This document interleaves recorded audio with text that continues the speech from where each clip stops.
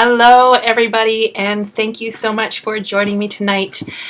Tonight I'm going to be talking about my third and final installment of my travels in Newfoundland. So if you haven't caught the first two episodes of this, you can go back onto my Facebook page and find them in the video section. The first one I concentrated on the west, the second one I concentrated on the north, and tonight we are going through the east side of Newfoundland. Now, if you have any questions, please put them down in the comments below and I will get to them. So if you have any Newfoundland questions or anything else in general, just let me know and I will get to those. If Newfoundland does interest you, I am planning on going back to Newfoundland myself next year. So I'm putting together a tour. So if you're at all interested in getting more information, just put the information, put your name down in the comments, or actually direct message me as well, and I will give you more information once I know. So I'm not planning too much right now because I'm waiting to see when it is safe to travel again, and then I'll be able to plan exactly what we're going to be doing. So we're going to be talking all about the East, and here is my my great kindergarten drawing. So again, all the yellow stuff is encompassing my whole trip of my 7 weeks. Today we are going to be concentrating on the blue part, which is the east coast of Newfoundland. Now, since I left off from last week, I traveled east from Gander, and as I was lucky enough to be traveling in October and November, I got to see all the beautiful fall colors. Now, I like to point out in this photo, can you point out and can you see the bald eagle in this photo?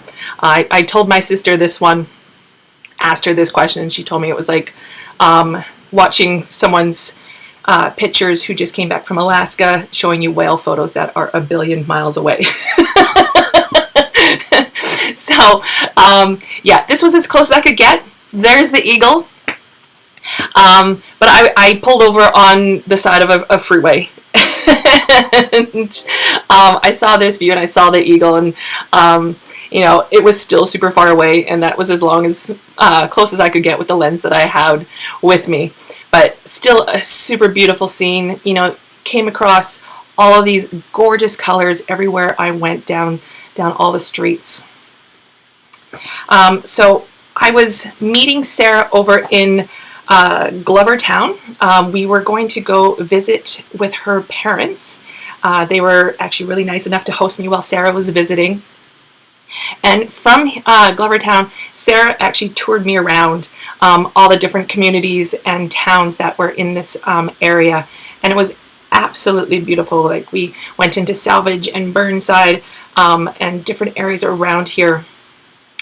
And I just took a ton of photos. They will tell you how many photos I took, because when we came back from one day of just a good full day of touring around, her dad thought we had traveled to so many different places. But when Sarah told him that we had only just gone to Salvage and Burnside, he almost fell off his chair because that wasn't far at all. I took a lot of photos in the small towns. Again, I love the names of streets in Newfoundland. This one here, Down Below Road. Pretty obvious, it's down the hill, so why wouldn't you call it that?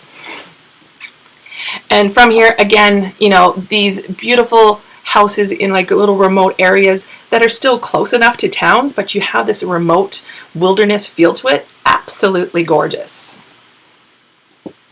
Now, when I was staying with her parents, I got treated to a traditional Newfoundland dinner, and I don't know if anyone can guess what these are, but this is also a picture of me hesitantly eating them. So this delicacy is cod tongues, and it is actually what you think it is. It's a tongue from a cod. And I'm not a big adventurous person in the food department, and I had seen this on menus while I was in Newfoundland, and I was just like, nope. And so when I got to, when we had dinner there and she said that she had cod tongues, I'm like, oh my God. But I tried one and it was actually more delicious than I thought it would be. She had cod cheeks as well. Cod cheeks, by far my favorite. Absolutely delicious. But the cod tongues, her mom told me the secret to cod tongues was that they come in different sizes. And the ones that you get in restaurants, they're quite large. She only likes the small little ones, and you deep fry them and you batter them and stuff like that. And it doesn't really taste like a tongue. Like, it's a little bit chewy, but it's very meaty. But she said if you go into the bigger cod tongues that you would probably get in a restaurant, you get that more jellyish texture to it, and that would not settle with me. So I mostly stuck to the cod cheeks. I could have eaten those all day, but I'm glad that I was able to try that. Now, one of the best things that I did in Newfoundland was get screeched in.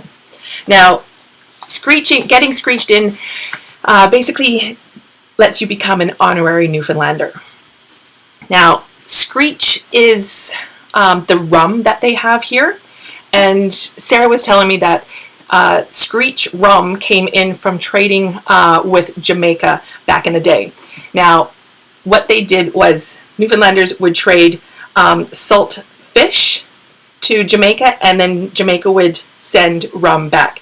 Now, the thing with this is that they traded these back and forth in the same barrels. So the fish would get out of the barrel and then the rum would go in the barrel. So nothing like a little salty rum and fishy rum. I also was asking what the heck is saltfish. And Sarah told me a really funny story about saltfish. Apparently back in the 30s, Newfoundland would send saltfish to the prairies to help out the people there for food and stuff like that. Unfortunately, the people in the prairies didn't know what they were being sent, and they ended up using this to shingle their homes. Because with saltfish, you don't need to refrigerate, and it comes rock hard. They had no idea, so it became shingles on a lot of places in the prairies. I told her, what would you do with it? Because I would have absolutely no idea. I'd probably shingle my house with it as well. So apparently there's a process that you need to do to get the fish edible again. And basically you have to soak it twice in water and it gets soft, and then you can cool it down. I think instructions should have been sent with it, but guess what's one of those things where if everyone at home knows what it is, then why wouldn't anyone else know what it was?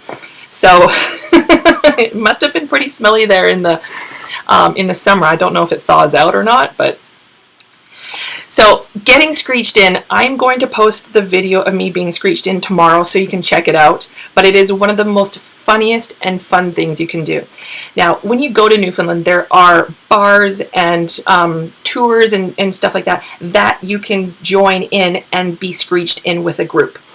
Now, that's definitely an easy way for people to be able to get screeched in. I was lucky enough, and if you ever know anybody in Newfoundland that can screech you in, it is by far 1,000 times better. I think I got one of the best screeched in ceremonies, and they really like to make you feel as embarrassed as you possibly can. Basically what happened, Sarah's dad did it for me, and he said that this was the one and only time that he was going to be screeching anyone into Canada. So I feel pretty special. And what they did was, everyone from Newfoundland loves to watch someone being screeched in, because everyone just razzes you the whole time and laugh at you. Because there's a few things that you need to do.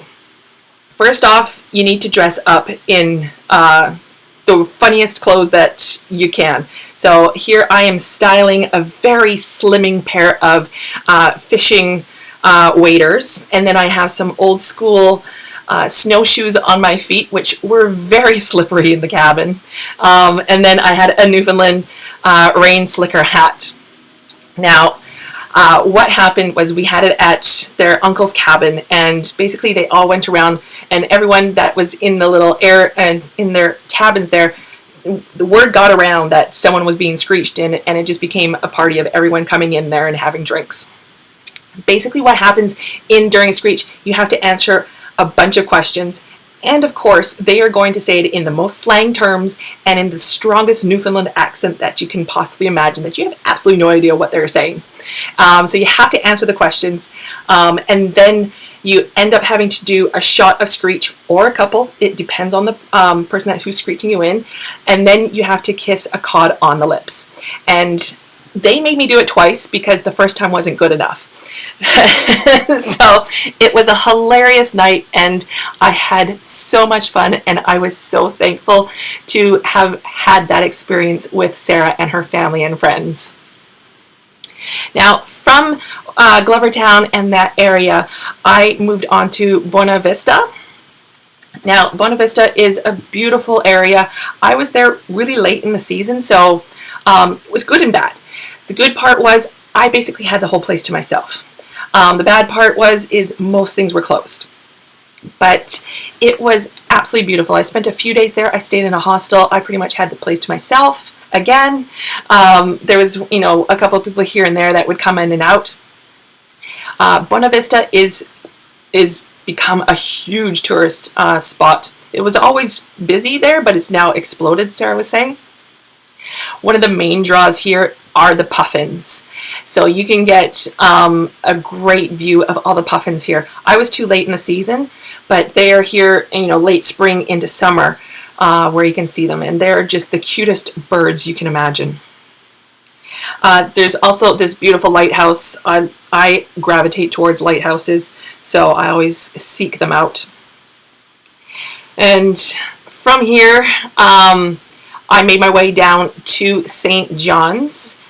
This is a picture of the jelly bean houses. They're very famous in downtown Newfoundland, where there's a whole bunch of streets with all these really colorful houses down there, and they're just really beautiful.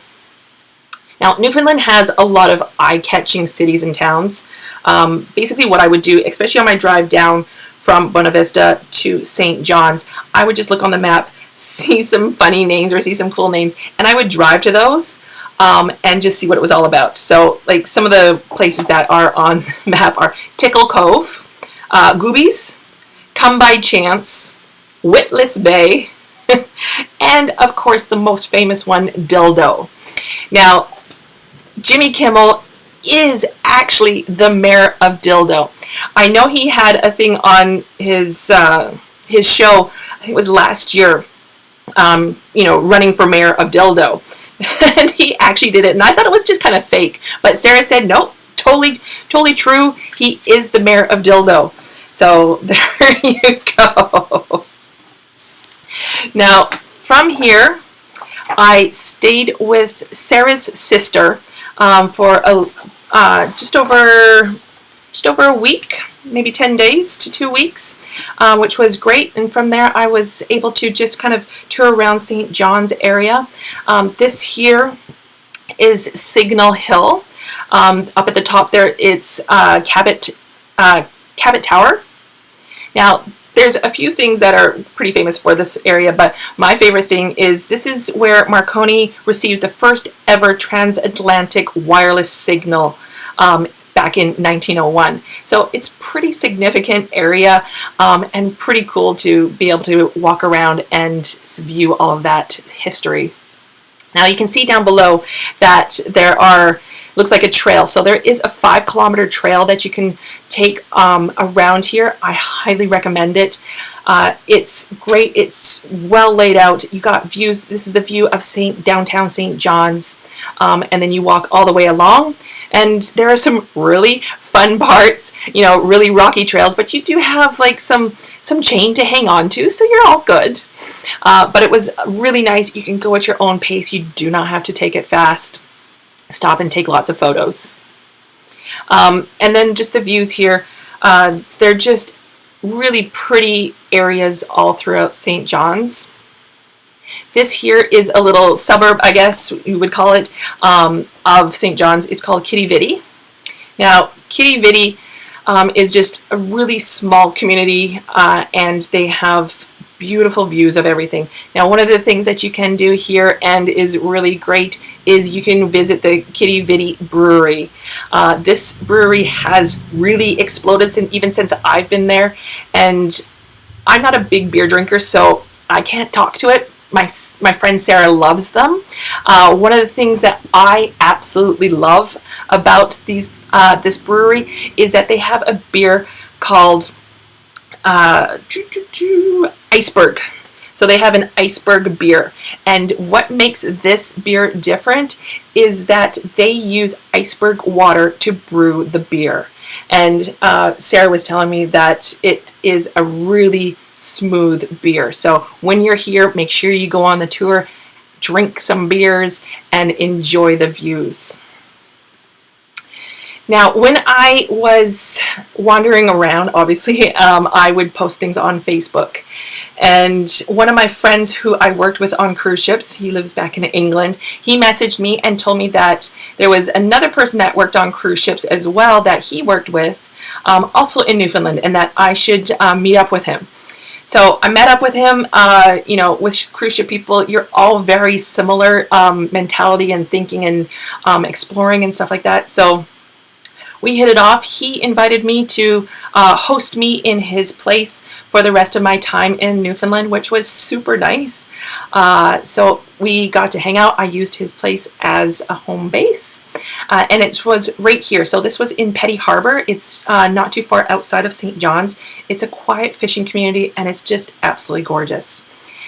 One of the things, this was his house here, and it was really quite interesting to stay here, because one of the things that we did, or that I did, this was like the little inside here. This is obviously the kitchen, and you can see the stove, the fire at the back there. Now, this cabin house did not have any heating, no central heating, nothing at all. And just remember, like, I'm here, I think this was probably the beginning of November, so it was getting cold. And so what I had to do is I had to light the fire every morning, because he would go off to work in the morning. And so when I got up, I had to light the fire to heat the house. So I got back my fire making skills and got to experience creating fire to heat a house for the couple of weeks that I was here, which was actually really, really cool, and I wouldn't have minded it at all, doing it all the time. And this was, you know, the sunrises and sunsets here are really breathtaking, just sitting out on the docks. Next, I would go up to Cape Spear. Cape Spear was not too far away from where Jason lived. And Cape Spear has a beautiful lighthouse, and it is also the most easterly point in North America. So not only just Canada, all of North America. So it is pretty cool to stand out here, usually very windy, and just see what it was like. Now, this was the lighthouse. While I was here, there was a couple days that we did get dustings of snow, which was super fun for me. Probably not for the Newfoundlanders, but for me, I loved it. And it just made everything look really beautiful. From here, I just, again, decided to look on the map, pick out different names of places, and drive there. And I would also use lighthouses to see where I wanted to go. Again, these are my favorite things. Houses, you know, remote houses that were remote but not remote. This was another city that I just loved this dock, because the tide would come up far enough that all those boats would be floating. And then some more lighthouses. I would just, you're always going to get beautiful views where a lighthouse is. And then this one was a sunset at one of the further lighthouses here.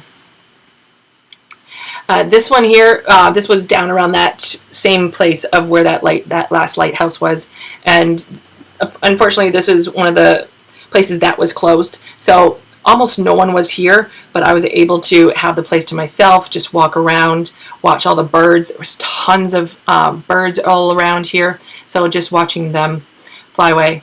Now, I wanted to leave you with one really funny photo.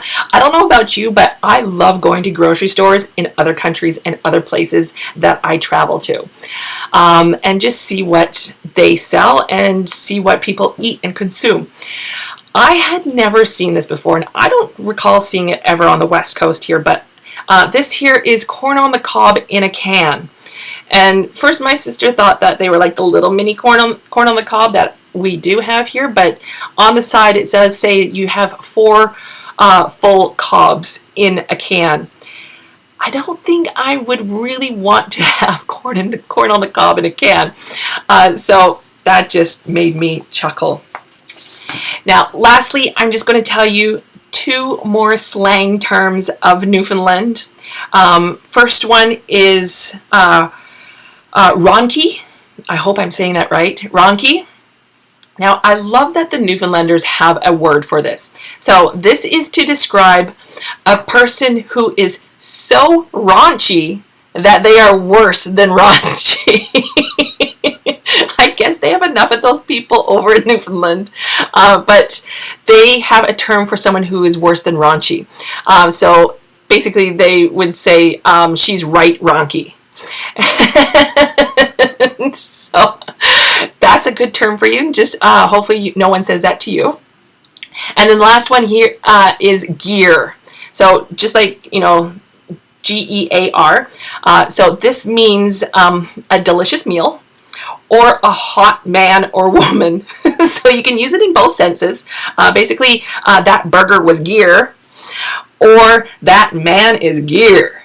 So hopefully we can bring that one over here because I kind of like that. So that's the end of Newfoundland as it is right now for my trip. I hope you really enjoyed it.